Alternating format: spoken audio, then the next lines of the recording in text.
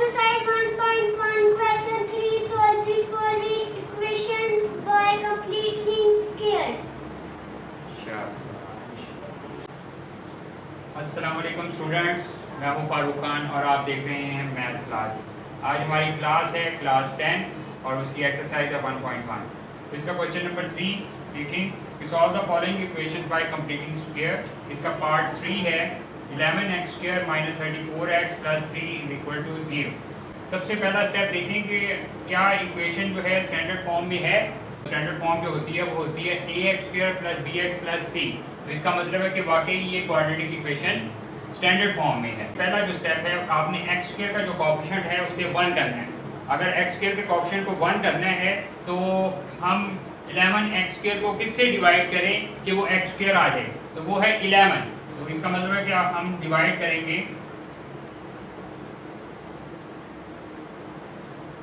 Dividing both sides by 11।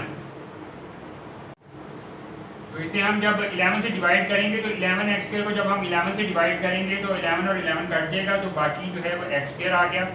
Minus 34x को जब हम 11 से करेंगे तो ये 34/11 x आ जाएगा, और प्लस 3 को जब हम डिवाइड करेंगे 11 से तो ये 3/11 आ जाएगा = 0। क्योंकि 0 का हम डिवाइड करेंगे 11 से तो वो 0 ही आएगा। अब ये पहला स्टेप था कि हमने x² का जो कोएफिशिएंट है उसको 1 कर दिया है। अब इसमें स्टेप नंबर 2 ये है कि आपने इसमें जो कांस्टेंट वैल्यू है यानी कि 3/11 इसको आपने राइट हैंड साइड पर ले जाना है।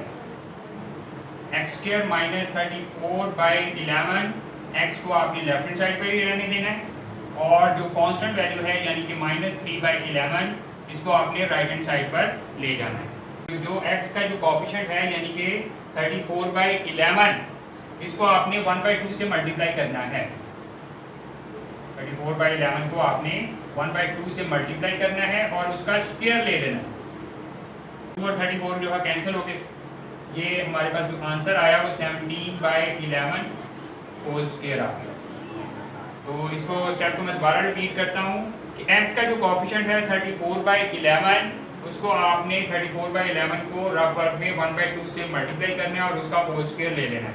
अगर कोई कटिंग हो रही हो तो आप कटिंग करते हैं, जैसे 2 और 34 आपस में कट गए, ऊपर 17 आ गया और नीचे 11 आ गया, यानी कि हमारे पास जो है वो वैल्यू जो आई है वो 17/11 होल स्क्वायर आ गया। इसे आपने ऐड करना है। तो हम क्या करने लगे हैं कि adding 17/11 whole square on both sides। तो इसमें देखें x² - 34/11 x में भी आपने 17/11 होल स्क्वायर आपने जो है वो ऐड कर देना है, और = राइट हैंड साइड में जो -3/11 है उसमें भी आपने 17/11 होल स्क्वायर जो है वो ऐड कर देना है। मैथ का ये रूल है कि अगर कोई वैल्यू आप अपने पास से ऐड कर रहे हो, जैसे 17/11 होल स्क्वायर को लेफ्ट हैंड साइड पे आप ऐड कर रहे हैं, तो आपने उसे लेफ्ट हैंड साइड पे भी ऐड करना है और राइट हैंड साइड पे भी ऐड करना है। पहली वाली वैल्यू देखिए कि ये किस चीज़ का स्क्वायर बन रहा है, ये x का स्क्वायर ही बन रहा है। x² जो है वो x का स्क्वायर है, और जो लास्ट वाली वैल्यू है वो हमारे पास क्या है, वो 17/11 का होल स्क्वायर है। इसी तरह ही है। तो आपको अच्छी तरह से याद होगा कि हमारे पास एक फार्मूला होता है a - b whole square = a² - 2ab + b²। First वाली वैल्यू भी स्क्वायर बन रही है और लास्ट वाली वैल्यू भी स्क्वायर बन रही है, और ये जो मिडिल वाली वैल्यू है इसमें माइनस का साइन है। तो ये असल में हम अगर इसको इसी फार्मूले के मुताबिक जो है, या इस फार्मूले के पैटर्न के मुताबिक इसको सॉल्व करें तो ये हमारे पास 2a हमारे पास x आ जाएगा और b हमारे पास 17/11 आ जाएगा। के अंदर जो वैल्यू है वो हमारा a होगा, यानी कि a इस वक्त हमारे पास x है, और b जो हमारे पास है वो 17/11 है। तो हमने क्या किया, फार्मूले के हिसाब से जो है a square minus 2ab plus b square वाला फार्मूला अप्लाई कर दिया। तो अगर आप गौर करें तो पहली वाली जो टर्म है वो x square as it is है, लास्ट वाली वैल्यू जो है वो भी एज इट इज ही है, मिडल वाली वैल्यू को अगर आप गौर करें तो वो 17 टू द 34/11 एक्स ही बनता है। इसका मतलब ये हुआ कि हम 34/11 एक्स को 2 इंटू एक्स इंटू 17/11 लिख सकते हैं, विच इज मैथमेटिकली ट्रू। और राइट हैंड साइड पे देखें तो इसमें -3/11 है और 17 का जो स्क्वायर है वो 289 और डिवाइडेड बाय 11 का स्क्वायर जो है वो 121, क्योंकि ये जो स्क्वायर है 17 का भी होगा और 11 का, 17 का स्क्वायर 289 आ गया और 11 का स्क्वायर 121 आ गया। लेकिन फार्मूले के मुताबिक ये a square minus 2ab plus b square फार्मूले के मुताबिक ये a minus b whole square वाला फार्मूला बन गया लेफ्ट हैंड साइड पे। और राइट हैंड साइड पे देखें जब आप इसे जो है वो सॉल्व करेंगे तो ये आपका जो है 256/121 आ जाएगा। और लेकिन आसान तरीका ये होता है कि आप जो है कैलकुलेटर से ही -3/11 कैलकुलेटर में लिखें फ्रैक्शन में, प्लस 289/121 कैलकुलेटर में लिखें और इज इक्वल टू का बटन दबाएंगे तो आपके पास जो है वो 256/121 फ्रैक्शन में ही आ जाएगा। इसको फर्दर हम जो है वो सॉल्व करते हैं। अब ये देखें लेफ्ट हैंड साइड पर x माइनस 17/11 होल स्क्वायर है। तो आप सब बच्चों को पता ही होगा कि अगर आपने स्क्वायर खत्म करना हो तो स्क्वायर खत्म करने का तरीका ये होता है कि आपने जो है उसका स्क्वायर रूट लेना होता है, क्योंकि स्क्वायर और स्क्वायर रूट एक दूसरे के उलट हैं। तो हम क्या करते हैं, टेकिंग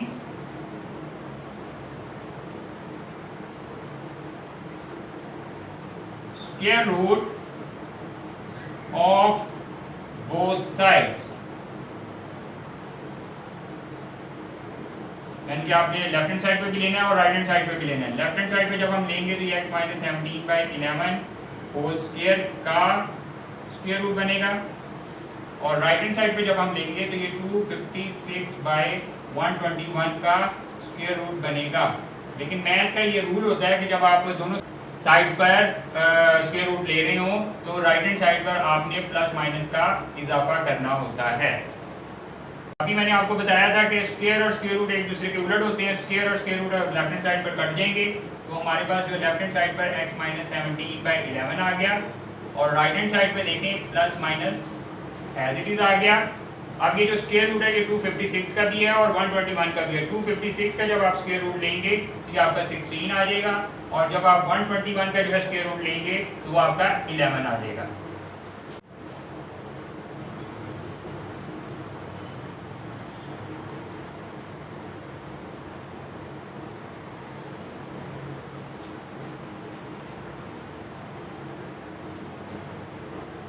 बाई 11 को आपने राइट हैंड साइड पे ले जाना है, लेफ्ट हैंड साइड पे सिर्फ x रह जाएगा।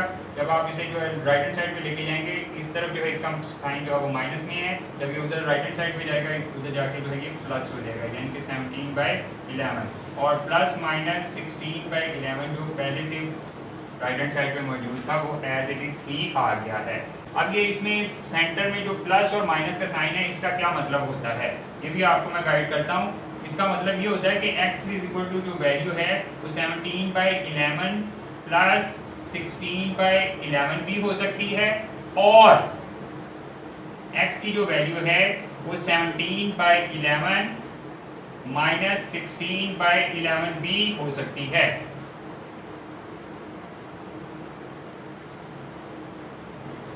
तो प्लस माइनस का जो साइन है इसका मतलब ये होता है कि एक दफा आप उसे प्लस के साथ लिख दें और एक दफा माइनस के साथ लिख दें। तो ये 17/11 प्लस 16/11 को अगर आप कैलकुलेटर पर सॉल्व कर लीजिएगा तो ये आपका आंसर जो है वो 3 आ जाएगा,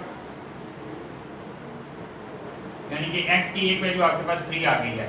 और ये दूसरी वैल्यू जरा देखें, इसमें देखिएगा कि 17/11 माइनस 16/11 करेंगे तो ये आपका आंसर जो है वो 1/11 आएगा। इसका मतलब है कि दूसरी आपकी जो x की वैल्यू है वो आपके पास जो है वो x इज इक्वल टू 1/11 आ गई है। आपके पास दो x की वैल्यूज आ गई हैं तो इसलिए फिर आपका सोल्यूशन सेट है वो आपका क्या बनेगा, पहली वैल्यू जो है वो 3 है कॉमा दूसरी वैल्यू जो है वो 1/11 है, तो ये आपका सोल्यूशन सेट बन जाएगा और यही आपका आंसर है।